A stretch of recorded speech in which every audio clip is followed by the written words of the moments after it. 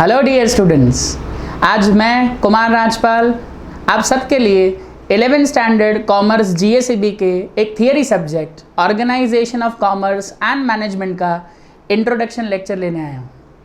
इस नाम को आप सबने ध्यान से अभी सुना, organisation of commerce and management. मैं सब्जेक्ट का इंट्रोडक्शन देने से पहले आपको क्लियर करूँ, ये सेम सब्जेक्ट जब आपके 12th स्टैंडर्ड में आता है तब वहाँ पे आप इसका मैनेजमेंट का हिस्सा पढ़ते हैं। अभी आप 11th स्टैंडर्ड में ऑर्गेनाइजेशन ऑफ कॉमर्स पढ़ेंगे।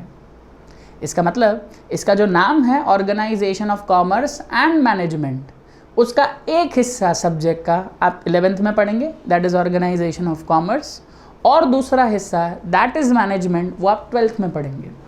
तो चलिए हम ऑर्गेनाइजेशन ऑफ कॉमर्स के इस 11th स्टैंडर्ड के सिलेबस में क्या पढ़ेंगे। इन टोटल 11 चैप्टर हैं आपके सिलेबस में। हर चैप्टर का अपना अपना एक पर्पस जो उसके टाइटल से क्लियर होता है। मैं आज आपको 11th स्टैंडर्ड के 11 चैप्टर्स का टाइटल, उनके पीछे उनका लॉजिक और उस चैप्टर में आप क्या पढ़ेंगे उसे ब्रीफली समझाऊंगा। आपका चैप्टर नंबर 1, जिसका नाम ही ऐसा है, nature, scope and purpose of business. आपने मुझे सही सुना, nature, scope and purpose of business. तो चलिए आपके लिए ये क्लियर कर देता हूँ, व्हाट इज बिजनेस। बिजनेस एक ऐसी एक्टिविटी है जहाँ पे एक इंसान अपना पैसा इन्वेस्ट करता है, गुड्स और सर्विसेज बेचता है, उसमें से प्रॉफिट कमाता है और कभी कभार उसे लॉस भी फेस करना पड़ सकता है। सो यू आर करेक्ट, आपने बहुत सादी भाषा में समझा। एक प्रोविजन स्टोर वाला जब गुड्स एंड सर्विसेज मार्केट से खरीद के अपने ग्राहक को बेचता है तो वो बिज़नेस कर रहा है। एक पानी पूरी की लारी वाला जब सब जगह से रॉ मटेरियल इकट्ठा करके एक फिनिश प्रोडक्ट बना के अपने ग्राहक को बेचता है तो वो बिज़नेस कर रहा है। एक सब्जी वाला जब लारी पे सब्जियां मार्केट से खरीद के लाकर बेच रहा है तो वो बिज़नेस कर रहा है। डीमार्ट अलग अलग मैन्युफैक्चरर्स के प्रोडक्ट्स को एक जगह रख के अगर ग्राहक को बेच रहा है तो वो बिज़नेस कर रहा है, क्योंकि वो पहले अपना पैसा इन्वेस्ट करते हैं, गुड्स एंड सर्विसेज को खरीदते हैं और आपके और मेरे जैसे कंज्यूमर्स को उन्हें बेच के प्रॉफिट कमाते हैं। तो business is this activity only, to invest money, to sell goods and services, to make profit. कभी कभार लॉस फेस करना पड़ सकता है, ये बिजनेस है। अब बिजनेस का नेचर कैसा है, तो इट इज़ वेरी रिस्की। सोच के देखिए कैसे। कल उठ के अगर किसी के दुकान में चोरी हो जाए तो वो नुकसान उस बिज़नेस ओनर का है, तो इट इज़ वेरी रिस्की। वहाँ पे काम करने वालों का तो वो नुकसान होगा ही नहीं। तो जो एम्प्लॉयमेंट में होते हैं उनको हमेशा से कम रिस्क होता है, पर जो लोग बिजनेस करते हैं वो हमेशा से ज़्यादा रिस्क फेस करते हैं। तो in terms of nature business is very risky. आपको मीनिंग क्लियर हो गया, चैप्टर के टाइटल में से नेचर क्लियर हो गया। अब मैं इसका स्कोप आपको समझाता हूँ। स्कोप मीन्स एरिया, कि किस तरीके से या किस लेवल पे बिजनेस हो सकता है। मैं आपको छोटा एग्जांपल देता हूँ। कोई इंसान बहुत कम पैसों से बहुत लिमिटेड बिजनेस करना चाहता हो तो हमारे यहाँ पे ये भी ऑप्शंस देखने मिले हैं। लोग लारी ओपन कर देते हैं, दे स्टार्ट सेलिंग पानी पूरी, they start selling vada pav, and it's a small level business. उससे थोड़ा ज़्यादा कैपिटल लगा के एक अच्छे इंफ्रास्ट्रक्चर में कोई बिजनेस करना चाहता है तो दे गो फॉर रेस्टोरेंट। इससे बड़े लेवल पे बिजनेस कोई करना चाहता है तो they go for 7 star 5 star chain of hotels. मेरे कहने का मतलब बिजनेस का स्कोप इस दुनिया में काफ़ी वाइड है। एक छोटा एग्जांपल दे सकता हूँ। अमेज़ॉन एक अमेरिकन कंपनी होने के बाद भी आज पूरी दुनिया में गुड्स बेच रही है। They are doing business. उन्होंने तो स्कोप को अपने लिए इंटरनेशनल कर दिया है, इट इज़ वेरी वाइड। तो इन टर्म्स ऑफ बिजनेस अगर हम बिजनेस का स्कोप सोचेंगे तो जिस लेवल पे आप चाहें उस लेवल पे बिजनेस कर सकते हैं और जितने बड़े लेवल पे जाना चाहे जा सकते हैं। There is no end. Purpose का बात करें तो ये दुनिया में हर किसी को पता है कि जिस इंसान ने बिजनेस किया है उसका हमेशा से एक ही पर्पस रहा था, प्रॉफिट, प्रॉफिट एंड प्रॉफिट। उस प्रॉफिट से वो करता क्या है? प्रॉफिट से डेफिनेटली वो अपनी सेविंग्स को और वेल्थ को मैक्सिमाइज़ करता है और नया बिजनेस करता है या वापस अपने बिजनेस के स्कोप को और बड़ा करता है। But yes, primary purpose for any business is profit, then it would be expansion of business और मैक्सिमाइजेशन ऑफ वेल्थ। ठीक है, तो चैप्टर 1 आपको क्लियर हो गया, व्हाट इज़ बिजनेस, उसका नेचर क्या होता है, दैट इज़ रिस्की, पर्पस क्या है, तो definitely we want to make profit and scope is very wide. अब जैसे ही आपने चैप्टर 1 पढ़ के ख़त्म करेंगे 11th में, आपको ये पता चलेगा कि बिजनेस इंडिपेंडेंटली नहीं चल सकता। बिजनेस को सपोर्ट करने के लिए बहुत सारी सर्विसेज की ज़रूरत होती। आप मुझे सही समझ रहे हैं? बिजनेस इंडिपेंडेंटली नहीं चल सकता। बिजनेस को सपोर्ट करने के लिए काफ़ी सारी सर्विसेज की ज़रूरत होती हैं। तो लॉजिकली अगर आपने चैप्टर 1 में बिजनेस क्या है, उसके टाइप्स क्या है, ये सब समझ लिया, तो आप उसका अगला chapter, that is chapter number 2, business services part 1 पढ़ेंगे तो आपको पता चलेगा बिजनेस को चलाने के लिए एक बिजनेसमैन को काफ़ी सारी सपोर्ट सर्विसेज की ज़रूरत पड़ती है। गिविंग यू एन एग्जांपल, से फॉर एग्जांपल एक फार्मर है जिसने अपनी फसल उगाई, उसे काटी, पैक करके रखी है और वो चाहता है कि उसकी फसल उसके गांव के खेत में से आकर शहर में बिके। तो आपको लगता है ये 100 किलो की फसल वो उठा के गांव से शहर तक लेके आएगा? बिल्कुल नहीं, वो उसे ट्रांसपोर्ट करेगा ट्रक के थ्रू। तो आपको लगता है ये ट्रांसपोर्टेशन सर्विस जो एक ट्रांसपोर्टेशन कंपनी या ट्रांसपोर्ट कंपनी, फ्लाइंग कंपनी उस फार्मर को देगी रेंट चार्ज करके, वो उसके बिजनेस को सपोर्ट कर रही है आगे आने में? डेफिनेटली यस, क्योंकि अगर ये ट्रांसपोर्टेशन सर्विस नहीं होती तो उसका बिजनेस शहर तक नहीं पहुंच पाता। That service is supporting that business. एक और एग्जांपल आपको दे सकता हूँ। आप सब आसपास देख रहे हैं ऐसे ऐसे रेस्टोरेंट्स जो काफ़ी दूर हैं, पर अगर आप घर बैठे उनका खाना खाना चाहते हैं तो ज़ोमैटो, स्विगी और अलग अलग ई-कॉमर्स प्लेटफॉर्म वाले आपको उनका खाना घर तक पहुंचा रहे हैं। तो ज़ोमैटो, स्विगी तो खुद खाना बनाते ही नहीं हैं, वो क्या कर रहे हैं, एक रेस्टोरेंट जो अपना बिजनेस बड़े लेवल पे लेके जाना चाहता है उसे अपनी सर्विस देके सपोर्ट कर रहे हैं उसके बिजनेस को आगे लाने में, जिसकी वजह से उसके गुड्स वहाँ तक भी जा पाते हैं जहाँ तक पहले नहीं जाते थे। तो डेफिनेटली आप जब चैप्टर 2 पढ़ेंगे तो उसका टाइटल बिजनेस सर्विसेज का मतलब ये निकलता है ऐसी सर्विसेज जो बिजनेस को सपोर्ट करेंगे। अब आप उसमें कौन सी सर्विसेज पढ़ेंगे? तो 4, insurance, transportation, warehousing and postal services. मैं हर किसी पे थोड़ा थोड़ा कुछ बोलूँ। इंश्योरेंस, जैसे मैंने वो एग्जाम्पल दिया था कि एक फार्मर अपनी फसल को शहर में भेजना चाहता है, तो जनरली हम देखते हैं कि कभी कभार ट्रक का एक्सीडेंट हो जाता है, कभी कभार ट्रक में चोरियां हो जाती है। तो एक बिजनेसमैन अपने गुड्स को एक लंबे डिस्टेंस पे भेजने पे डर सकता है। अब इसके डर की वजह से बिजनेस नहीं होता तो इकोनॉमी आगे नहीं बढ़ती तो हमारी डेवलप्ड कंट्री होने का सपना रुक जाएगा। ऐसे में इंश्योरेंस वाले उन्हें प्रॉमिस देते हैं कि आप अपने गुड्स का इंश्योरेंस लीजिए, हमें थोड़ा बहुत प्रीमियम पे कीजिए, इन बिटवीन अगर ट्रक का एक्सीडेंट हो गया या आपके गुड्स चोरी हो गए तो उसकी वजह से जितना आपका नुकसान होगा वो हम भर के देंगे। तो इंश्योरेंस वाले बिजनेस को सपोर्ट दे रहे हैं by providing them security of their goods, और ये सिक्योरिटी के चलते लोग अपने गुड्स को और बिजनेस को आगे लेके जाने की हिम्मत भी दिखा पाते हैं। एक और सर्विस ट्रांसपोर्टेशन, जिस पर मैं आपको समझा चुका कि एक जगह से गुड्स दूसरी जगह भेजने के लिए ट्रांसपोर्टेशन का ज़रूरत होता ही है। दूसरी चीज़, ट्रांसपोर्टेशन की मदद से आप ये भी इंश्योर कर सकते हैं कि आपके गुड्स जितने फास्ट जाना चाहें आप उन्हें भेज सकते हैं। Giving you a small example, goods plane से भी ट्रांसपोर्ट हो सकते हैं। तो ये डेफिनेटली पॉसिबल है कि आप इंडिया के सेलर हैं और अपने गुड्स अमेरिका में बेच रहे हैं। तो yes, this transportation service is providing a big support to business. Third service, that is warehousing. ये आप सब जानते हैं, हम सबका फेवरेट त्यौहार है Uttarayan, that is our kite flying festival. उस समय जब हम मार्केट से पतंग खरीदते हैं तो ये हर किसी को पता है, पतंग का मैन्युफैक्चरिंग साल के 11 महीने होते रहता है और साल का एक महीना है, दैट इज़ जनवरी, जहाँ पे आके वो पतंग बिकती। तो आप सोच के देखिए, मार्च में, अप्रैल में, मई में, जून में जब भी वो पतंग का मैन्युफैक्चरिंग हो रहा है अगले साल की उत्तरायण के लिए, तो वो बन तो तब जाती है पर तब बिकती नहीं है। अब उसको किसी ऐसी जगह तो रखना पड़ेगा ना जहाँ पानी ना गिरे उस पर बरसात का, जहाँ पे वो पतंग फट ना जाए, जहाँ पे उस पर किसी तरीके का टर्माइट ना लगे।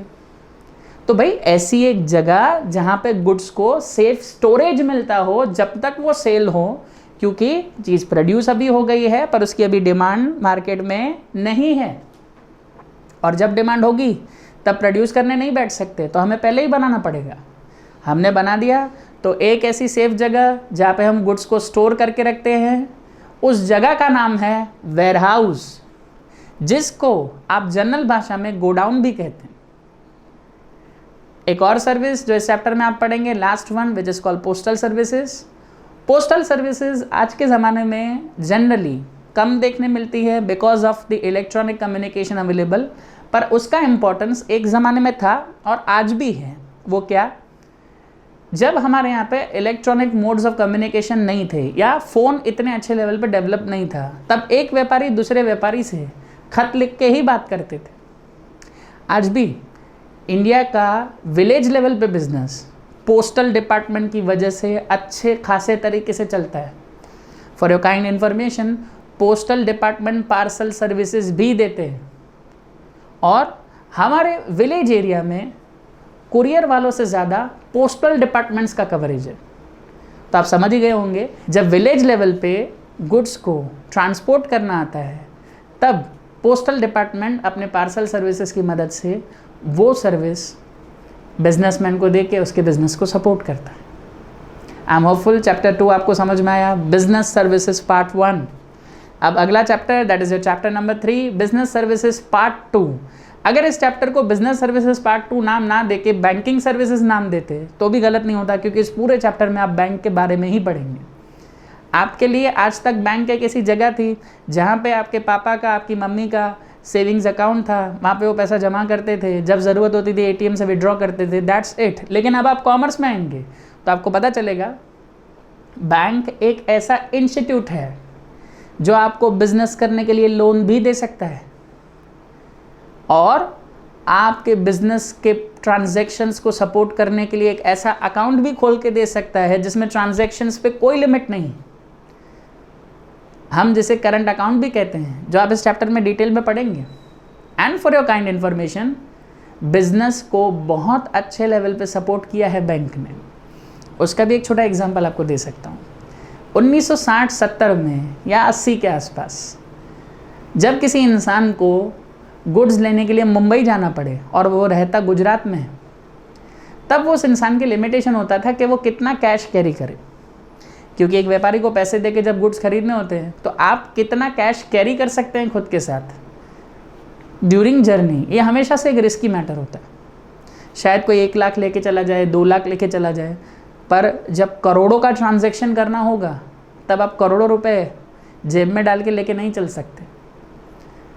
हमारे देश में बैंकिंग व्यवस्था ने इस प्रॉब्लम का सबसे बड़ा सॉल्यूशन निकाला कि ठीक है, आप करोड़ों रुपए लेके मत चलिए, हम आपको चेक बुक देंगे, आप उस पर साइन कर दीजिए, अमाउंट लिखिए, सामने वाले को चेक दे दीजिए, वो चेक हमें दिखाएगा, हम उसके खाते में पैसा डाल देंगे। आपको पैसा फिजिकली लेके ट्रैवल करने की ज़रूरत नहीं है। आप जाइए, अपने गुड्स खरीदिए, उसे चेक दीजिए। आप क्यों रिस्क ले रहे हैं करोड़ों रुपए लेके चलने का? सोच के देखिए वे, जब बिजनेस को बड़े लेवल पे आना हो ताकि करोड़ों रुपए का परचेज सेल हो, उस टाइम पे बैंकिंग सर्विस ही वो सर्विस है जो आपको बैकबोन सपोर्ट देगा। मैं आप सबके साथ एक ऐसी इंफॉर्मेशन शेयर करूं जो अभी आने वाली है, अभी आई भी नहीं है और सरकार उस पर सोच रही है, that is Aadhaar based payment. Definitely banking की मदद से सरकार आधार बेस्ड पेमेंट का भी सोच रही है। जो न्यूज़ मार्केट में अवेलेबल है मैं आपके साथ वो शेयर करूं। सरकार इस सिनारियो पे सोच रही है कि हर किसी का बैंक अकाउंट आधार कार्ड से लिंक्ड है और हर किसी के आधार कार्ड के अंदर उनके फिंगरप्रिंट्स हैं, तो हम हर किसी शॉप ओनर को आधार बेस्ड पेमेंट सिस्टम दे देंगे। फ्यूचर में आप ऐसा देखेंगे, ये पॉसिबिलिटी है कि आप किसी शॉप पे गए, आपने अपने डेली नीड्स का सामान खरीदा, आपको पेमेंट करना था, ना आपके पास डेबिट कार्ड है, ना क्रेडिट कार्ड है, ना आपके पास कैश है, आपने उस मशीन पे फिंगरप्रिंट रखा, वो स्कैन हुआ, आपके मोबाइल पे OTP आया, आपने सामने वाले को OTP दिया, आपने वो अमाउंट दबाया, ग्रीन बटन दबाया और पेमेंट हो गई। आपके अंगूठे के स्कैन से पेमेंट्स होंगी आपके बैंक अकाउंट से।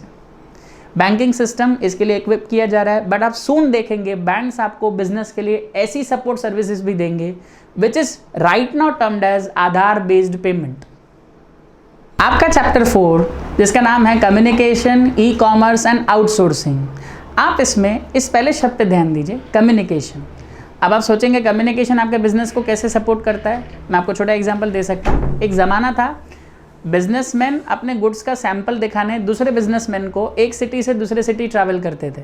कहने का मतलब मुंबई का बिजनेसमैन अपने गुड्स का सैंपल लेके, ड्रेसेस का सैंपल लेके बड़ौदा आएगा, अहमदाबाद आएगा, वो बिजनेसमैन उन ड्रेसेस को देखेगा और फिर ऑर्डर देगा। अब मॉडर्न ज़माने में मैं ऐसा देखता हूँ, मुंबई वाला बिजनेसमैन उस ड्रेस का फ़ोटो निकाल के दूसरे बिजनेसमैन को जो बड़ौदा अहमदाबाद में बैठा है उसे व्हाट्सएप करता है और वो बिजनेसमैन उस व्हाट्सएप पे उस फोटो को देखकर अपना ऑर्डर प्लेस कर देता है। WhatsApp is a way of doing communication. Communication का मतलब आपके पास कुछ इन्फॉर्मेशन है और आप वो इन्फॉर्मेशन किसी और इंसान से शेयर करते हैं, दैट इज़ कॉल्ड कम्युनिकेशन। तो ये कम्युनिकेशन हुआ, डेफिनेटली हुआ, और इसकी वजह से बिजनेस के लिए बहुत बड़ा सपोर्ट खड़ा हुआ। दैट इज़ ट्रांसपोर्टेशन बच गया, टाइम बच गया, खर्चा बच गया। तो यस, वन पार्ट हम जिस पे फोकस करेंगे that would be communication. Second, it is e commerce, जिसमें काफ़ी सारे नाम आप ऑलरेडी जानते हैं, Flipkart, Amazon, Paytm, Zomato, Swiggy, PhonePe, इन सब ने क्या किया है, ये सारी सर्विसेज लाइक पेमेंट्स की, इन्हें ऑनलाइन लेके आ गए, डिलीवरी की, इन्हें मोबाइल एप्लीकेशन के दम पे ऑनलाइन लेके आ गए, गुड्स खरीदने की, इन्हें ऑनलाइन लेके आ गए। कॉमर्स एक ज़माने में फिजिकली हुआ करता था, that is buying selling of goods with the help of services, physically हुआ करता था। अब क्या हो गया, इन्होंने आपको कंप्यूटर की मदद से घर बैठे बैठे गुड्स को खरीदना अलाउ कर दिया, सर्विसेज के लेना अलाउ कर दिया। आप मोबाइल रिचार्ज घर बैठे बैठे करते हैं। जिन चीज़ों के लिए आपको फिजिकली किसी शॉप पे जाना पड़ता था, अब आप घर बैठे बैठे किसी इलेक्ट्रॉनिक डिवाइस, कंप्यूटर या फ़ोन की मदद से उन चीज़ों को घर बैठे ही कर लेते हैं। तो जब ऐसा होता है तब उसे कहा जाता है इलेक्ट्रॉनिक कॉमर्स यानी ई कॉमर्स। एक पार्ट हम इस चैप्टर में वो पढ़ेंगे और आखिर वाला पार्ट आउटसोर्सिंग। आउटसोर्सिंग किसी भी बच्चे को समझना बहुत सिंपल है। सपोज कीजिए लिज्जत पापड़, जो हमारे इंडिया में एक बहुत बड़ा पापड़ का ब्रांड है, वो वुमन एम्प्लॉयमेंट में भी एक बहुत बड़ा एग्जाम्पल है। एक समय तक जब तक उनकी फैक्ट्री में जगह हुआ करती थी, वो लोगों को काम भी करवाते थे, फीमेल्स को एम्प्लॉय भी करते थे। समय रहते उनके पापड़ की डिमांड बढ़ी पर उन्हें जगह कम पड़ने लगी। तब उन्होंने उस पापड़ का रॉ मटेरियल एक लेवल तक बना के उन लेडीज़ को घर पे पहुंचाना स्टार्ट कर दिया जो घर से काम करने में इंटरेस्टेड थी। तब क्या होने लगा, वो काम जो बिजनेस वाले बिजनेस के अंदर करते थे, वो काम अब बिजनेस के बाहर से होने लगा, कोई और करके देने लगा, क्योंकि पापड़ बेलने में उतनी एक्सपर्टाइज की ज़रूरत नहीं है जितना उसका आटा बनाने में। तो बिजनेस का कोई भी एक ऐसा काम जिसके लिए एक्सपर्टाइज का ज़रूरत ना हो, मैनुअल लेबर चल जाए और आप किसी बाहर वाले से करवाएं रेदर देन बिजनेस वाले से, तब उसे कहा जाता है आउटसोर्सिंग। इसके बाद आपका chapter number 5 forms of business organization part 1। आपने चैप्टर 1 में ये सीखा बिजनेस क्या होता है। आप चैप्टर 5 से ये सीखेंगे बिजनेस किस तरीके से हो सकता है।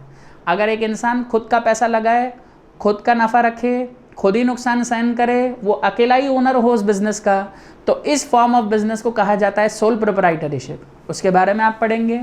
समय रहते अगर किसी बिजनेसमैन को ऐसे लगता है कि वो अपने फैमिली मेम्बर्स के साथ एक बिज़नेस कर सकता है, तो हम एक और फॉर्म भी पढ़ेंगे जिसे हम कहते हैं हिंदू अनडिवाइडेड फैमिली, जहाँ पे आप फैमिली मेम्बर्स के साथ मिल के बिजनेस करेंगे। इसके बाद किसी इंसान को ऐसा लगता है कि सिर्फ फैमिली मेम्बर्स क्यों, अगर कोई बाहर का इंसान जो मेरे बिज़नेस में पैसे लगा सकता है, अपना टैलेंट मेरे बिज़नेस को दे सकता है, मेरे बिज़नेस को बढ़ा सकता है, एक हिस्सा वो लेगा बिज़नेस का, दूसरा हिस्सा मैं लूँगा, partly will be earning, part ownership. तो हम एक और फॉर्म पढ़ेंगे पार्टनरशिप, जहाँ पे भागीदारी में लोग बिजनेस करेंगे और पैसा कमाएंगे।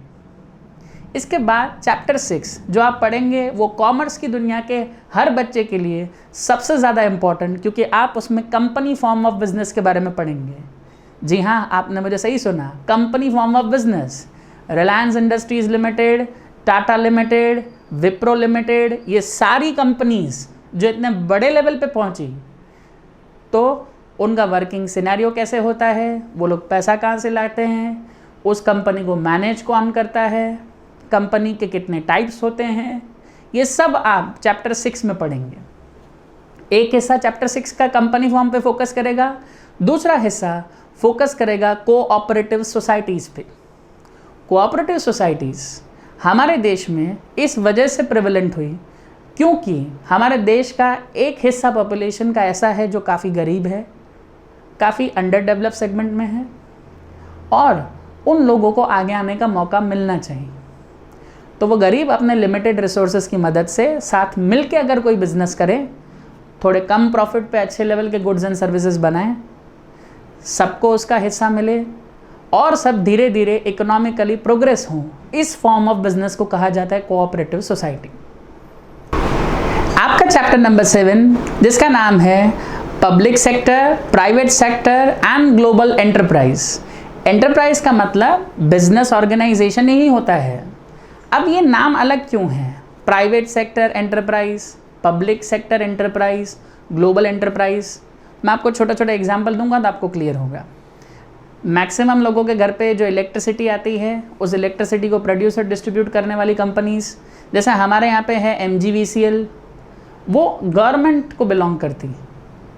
तो एक ऐसा पब्लिक सेक्टर एंटरप्राइज जिसका ओनरशिप गवर्नमेंट के पास है, एक ऐसा एंटरप्राइज जिसको मैनेज गवर्नमेंट करती है, जिसमें पैसा गवर्नमेंट का लगा हुआ है, ऐसे एंटरप्राइज को कहा जाता है पब्लिक सेक्टर एंटरप्राइज। आपने करेक्ट समझा, जिस बिजनेस को गवर्नमेंट ओन करे that is part of public sector. अब प्राइवेट सेक्टर एंटरप्राइज आप ऑटोमेटिकली समझ चुके होंगे, ऐसी कंपनीज जिनको ओन और मैनेज कोई इंडिविजुअल या ग्रुप ऑफ इंडिविजुअल करते हैं, गवर्नमेंट नहीं, उन्हें कहा जाता है private sector enterprise. Giving you simple example, Reliance light is managed by Reliance Group of Industries that does not belongs to government, so it's a private sector enterprise। आखिर में global enterprise, आप देखते होंगे कि एक ज़माने में हमारे इंडिया में मैकडी जैसा कुछ नहीं हुआ करता था, पर अब मैकडॉनल्ड्स अच्छे खासे अपने स्टोर्स को लेके इंडिया में बहुत अच्छी जंक फूड सर्विसेज प्रोवाइड कर रहा है। ये कब हो पाया? जब एक देश में बना हुआ बिजनेस उस देश से दूसरे देश में आया, और सिर्फ दूसरे देश में नहीं, दुनिया के हर देश में पहुंच गया। तो आप करेक्ट समझ रहे हैं, ये पूरी दुनिया, ग्लोब, तो पूरी दुनिया लेवल का organization, global enterprise. I am hopeful इस चैप्टर के पीछे का आप लॉजिक समझें। इसके बाद वाला चैप्टर है sources of finance. Sources and finance, इसको सिंपल तरीके से समझते हैं। आपके घर पे पानी, आप नल का चालू करते हैं तो पानी बहने लगता है, तो source of water in your home is that tap.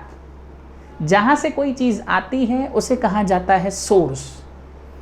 आप घर पे बैठे बैठे इंटरनेट यूज़ कर रहे हैं तो वो इंटरनेट आपको वाईफाई थ्रो कर रहा होगा, आपका router, your connectivity source is that router. वो चीज़ जहाँ से आती है उसे सोर्स कहा जाता है।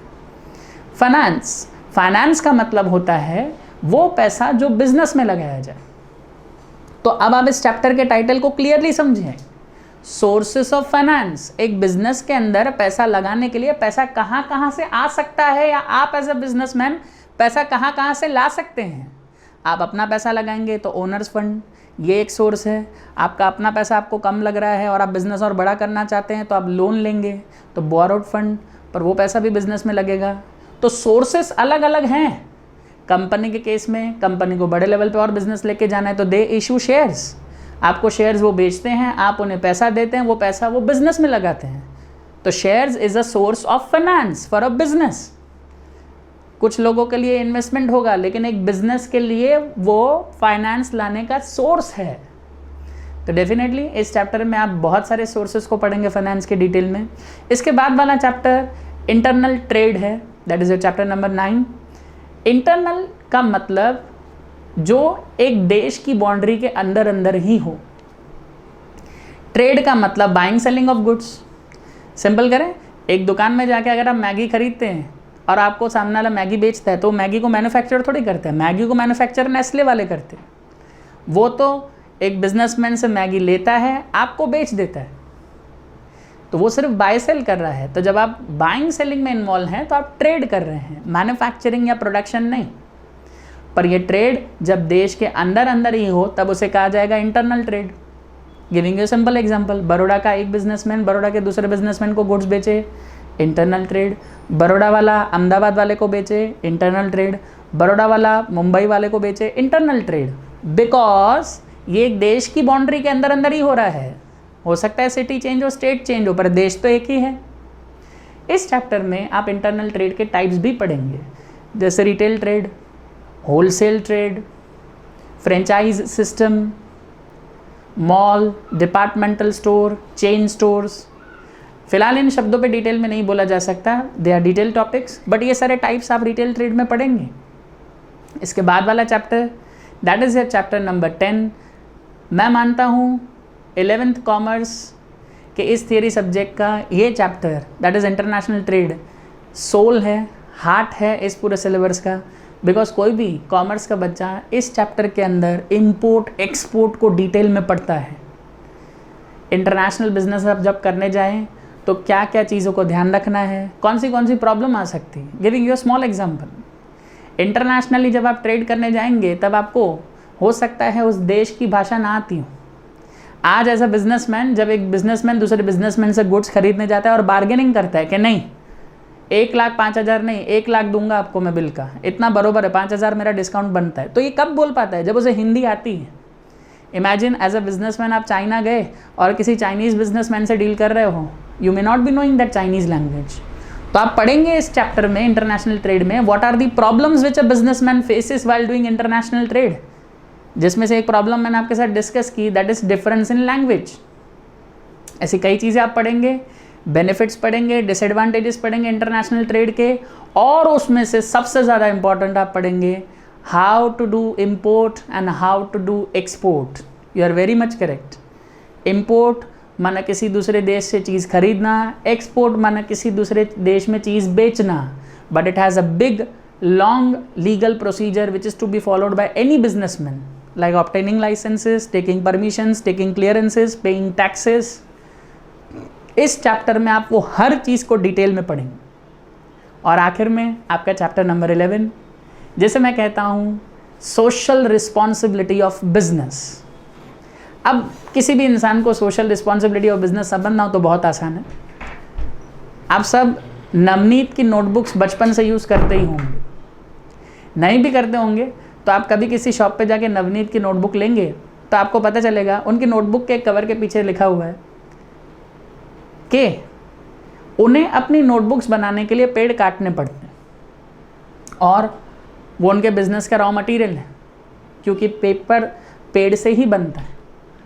पर वो ये समझते हैं कि पेड़ काट देना अपने प्रोडक्ट्स के लिए एक लेवल तक सही है, अगर उसके बाद पेड़ ही ख़त्म हो जाएंगे इस देश में या इस दुनिया में तो सबके सर्वाइवल पे एक बहुत बड़ा सवाल खड़ा हो जाएगा। तो उन्होंने अपनी सामाजिक, अपनी नैतिक जिम्मेदारी समझी है। फिर उसी किताब के आगे के पैराग्राफ में उन्होंने ऐसा लिखा है कि हर एक नोटबुक बनाने के लिए हम अगर एक पेड़ काटते हैं तो जितने पेड़ हम काटते हैं उससे डबल हम उन्हें उगाने में भी एफर्ट्स डालते हैं। आप मुझे सही सुन रहे हैं? नवनीत ऐसा करता है। अगर वो एक पेड़ काटते हैं तो उसके सामने 2 पेड़ उगाते भी हैं, क्योंकि उन्हें पता है वो समाज की एक बहुत बड़े रिसोर्सेस का इस्तेमाल करते जा रहे हैं, जिसकी ज़रूरत सिर्फ उन्हें नहीं पूरे समाज को है, पूरी सोसाइटी को है। तो ये उनकी जिम्मेदारी है कि वो अपने यूज़ को भी मैनेज करें और समाज के यूज़ को भी कंटिन्यूटी में रखें। तो आप इस चैप्टर नंबर 11 में बिजनेस की सोशल रिस्पॉन्सिबिलिटी, जिसका मैंने एक एग्जाम्पल दिया, social responsibility of a business towards society को पढ़ेंगे।